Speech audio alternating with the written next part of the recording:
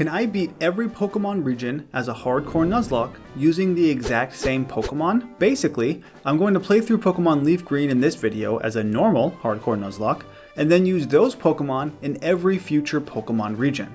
And the farther I go, the more dead Pokemon I'm bound to have, so things will get more difficult. While this video will be similar to a typical Nuzlocke run of Kanto, rest assured it is not. So let's start this long journey. Moments after telling me how dangerous Pokemon are, Oak gives me a free fire-breathing Knot Dragon. Ace and I make quick work of Blue, and the journey officially begins.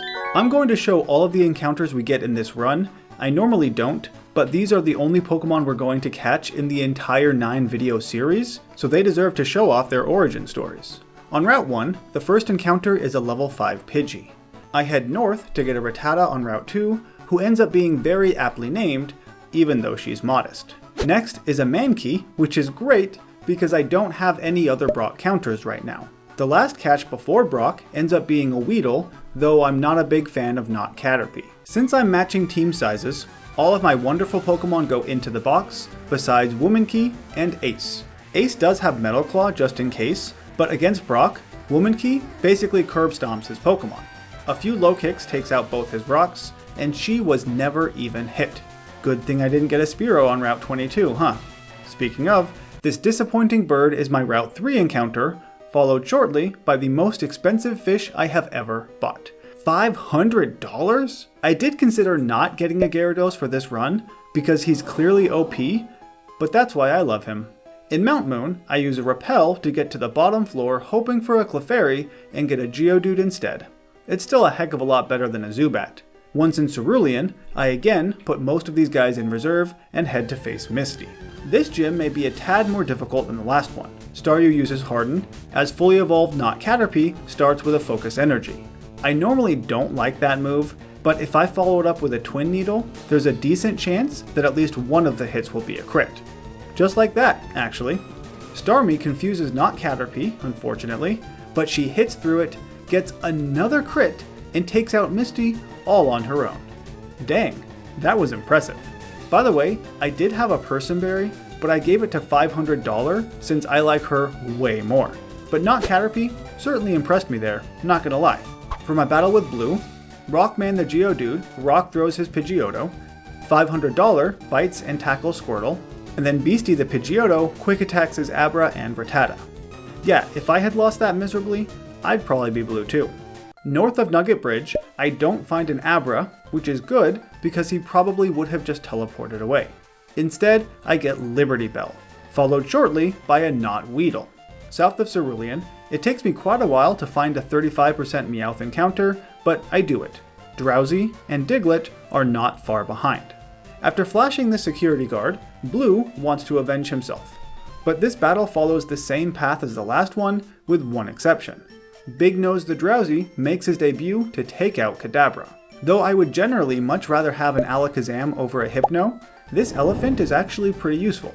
Continuing my conquering ways, Lieutenant Surge is next. To be honest, it would take more effort to lose this battle than it would to win. After all, Wiglet outspeeds to one-shot the Voltorb, and only takes minimal damage from Pikachu, though he does get paralyzed. That's fine, because I meant to pivot to Rockman anyway. I expected a quick attack, but that doesn't happen. Right when I'm starting to get concerned about never hitting anything, Rockman pulls off a magnitude 9 to one-shot this electric mouse. What a shocker indeed. I don't really need another ground type, but the next encounter is Sandshrew, so I guess I'll take him. And a Voltorb too on the next route. In Rock Tunnel, I am jumped by this eyeless bat. I avoided him once, but you can never escape Zubat forever. They're like the plague that way. Or taxes. And if you want me to pay taxes, subscribe to the channel and watch these awesome videos so the very competent US government can take all of my hard-earned YouTube money. On the other side of the bat attack, I find one of the Leaf Green exclusives in Vulpix. Thankfully, he doesn't roar me away, so welcome to the team, Naruto. Sorry, I had to do it. Just like I had to steal this Eevee. I'll probably change what evolution I use after each region, just to keep things interesting. Right at the Erica level cap, Naruto learns Flamethrower, and I start throwing rocks at him till he evolves. Being the nine-tailed beast that he is, Naruto uses Flamethrower Jutsu and destroys Erica's team. Only the Vileplume survives a single hit. This takes me to the Celadon Underground, where I single-handedly stop an entire criminal organization. This red kid must be a very intimidating 10-year-old boy. Liberty Bell bullet seeds Giovanni's Onyx, and Rhyhorn no problem. After a bit of pivoting, Liberty Bell barely manages to defeat the Kangaskhan with a 5-hit bullet seed. That was a close one. I almost lost my first Pokemon. With that Silph Scope, I can finally catch my favorite ghost of all time after defeating Blue again. As always, Rockman takes out his bird, and then I swap to $500 who just learned Dragon Rage. Between that and Water Pulse, the only remaining Pokemon Blue has is Kadabra, who a fully evolved Big Nose easily takes down. With that incredible victory, I am rewarded with a ghastly encounter, who, like an idiot, uses Curse twice in a row, killing himself immediately. If I had known he was going to do that, I would have just thrown a ball at the beginning. Well, that kinda sucks. I am going to count this as a death because I really wanted a Gengar. That's mighty disappointing. As if to make up for it, I at least catch Snorlax in the very first Great Ball. That's not very common. And then I head back to Celadon to catch a Doduo 2-0. Though we did this like 2 minutes ago, in Silphco, Blue still thinks he can challenge me. As you can see, I have allowed Rockman to evolve. $500 then takes out his Blastoise, Rockman his Growlithe, Ace makes a return to Flamethrower the Execute, and, as always, Big Nose headbutts the Alakazam. Thankfully, this is the last rival fight we're going to have for quite a while.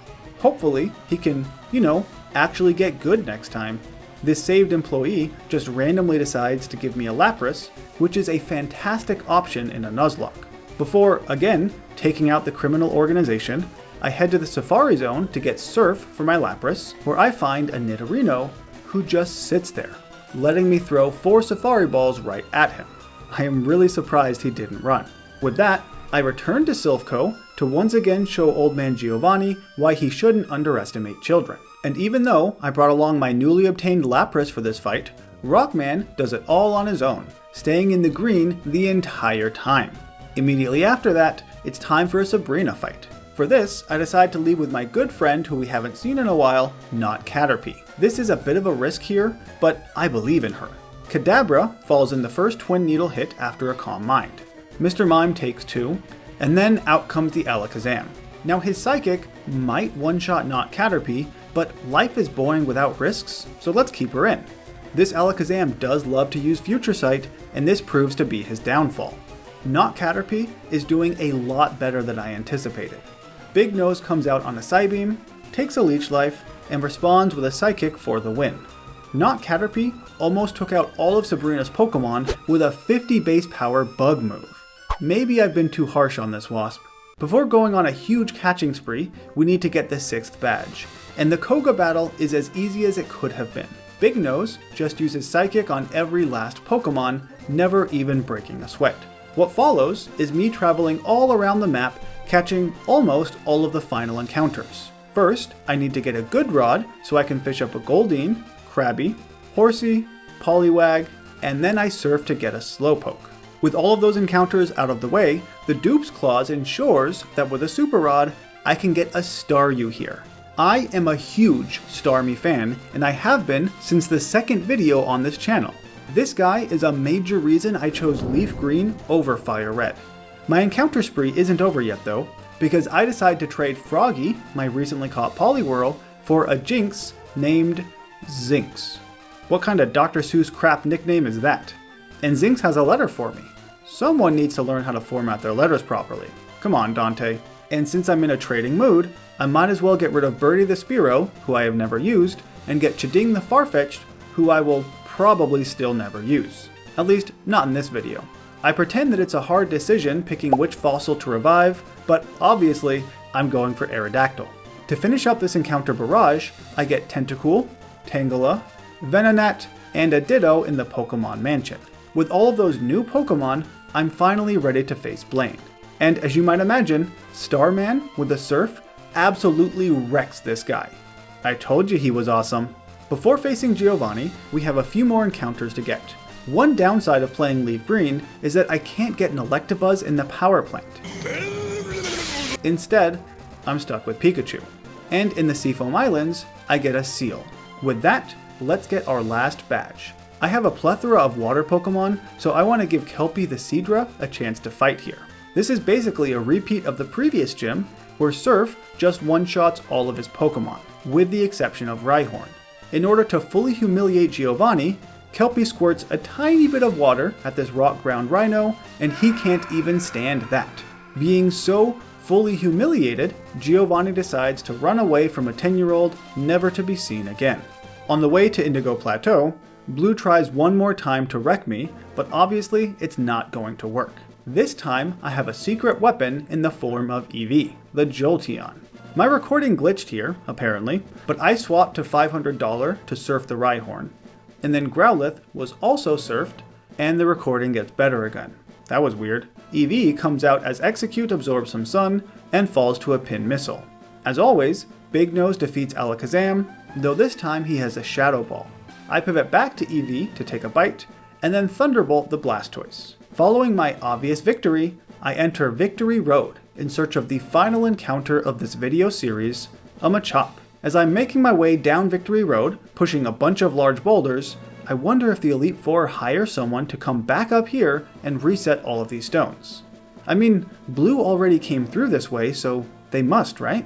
In a rare occurrence for videos on my channel, I have a stupid amount of Pokemon to choose from. The options are limitless, though my team doesn't change much from the last rival battle. Without further ado, let's see if I can become the champion of the Kanto region. Lorelei is going to be a simple battle. Her Dugong falls in a single Thunderbolt, as does Cloyster after she stalls a bit with Protect. Slowbro never stood a chance, though her Ace Lapras does survive the hit and confuses Eevee. But that's fine, I was going to swap soon anyway. Starman can take a Body Slam and responds with his own Thunderbolt. The Jinx tries to reach for the stars and give them a kiss, but misses and falls in 2 surfs. My guys barely took any damage that battle. How simple. Now Bruno is going to be even easier. A surf takes out the Rock Snake, of course, but Starman also has Psychic for his fighting types. The Hitmons both fall in a single hit, The second Onix does as well, though the Machamp survives the hit and tries to get buff. That's not going to work though. How about you focus on your brains for once in your life? With a trainer like Bruno, that's not going to happen. Speaking of brains, this brings us to Agatha, who has got to be smart because she doesn't have anything going on in the looks department. Her Gengar tries to start with a double team, because it's basically the only thing she can do to Fatso the Snorlax, but it doesn't end up working. For Golbat, I swap to Rockman on a Confuse Ray, but he hits through it to Rock Slide the Golbat.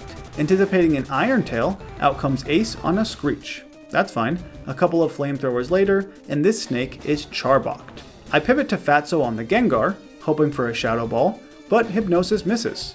2 of them, actually, and Sludge Bomb doesn't do all that much. Last is Agatha's Haunter, and she finally does hit with Hypnosis, but Fatso still had a Cherry Berry, so that's all she wrote. Believe it or not, Lance ends up being the easiest member of the Elite Four.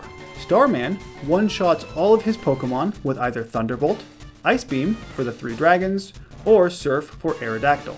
Starmie is such a solid Pokemon. Now Lapras could have done something similar here, but he's quite a bit slower than this star, and I didn't even need a stab Ice Beam.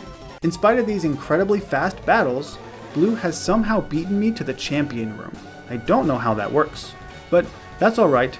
I've beaten him at every turn, so I'm sure this battle will be no different. I lead with Starman again, because he's awesome, and Thunderbolt the Pidgeot. This brings out Arcanine, who does have a super effective bite, but that was inarguably a stupid move on Blue's part. Blastoise was less of a stupid move, but he doesn't even use bite, so that was pointless. I had planned to swap to Ace on Executor, but with the rain going, I scratched that plan. Instead, the Coconut Tree survives an Ice Beam and puts Starman to sleep. Once the rain stops, even though this tree has used Light Screen, I swap to Ace on a Giga Drain to Flamethrower. After a few hits and a heal, Blue swaps to Rhydon to take the hit. I make a bit of a bad play here, swapping to Rockman on the Rock Tomb, which slows him down. Now Rhydon will 100% outspeed and use Earthquake.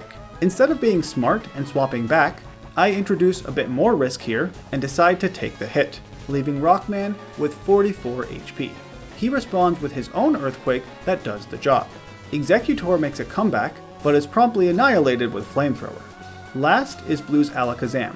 and at this point, it's basically required that Big Nose be the one to take him down. He takes a few Psychics and has to keep using Shadow Ball because Blue somehow thinks he can still win this battle with his one Pokemon against my 6. Eventually, he runs out of healing items, and Big Nose defeats the Alakazam once and for all. And with that, my Pokemon and I have officially become the champions of Kanto. But this video series is not over yet. Instead, our runs are just beginning. The next time we see Ace and the gang will be in Gen 3's Hoenn, so stay tuned for that.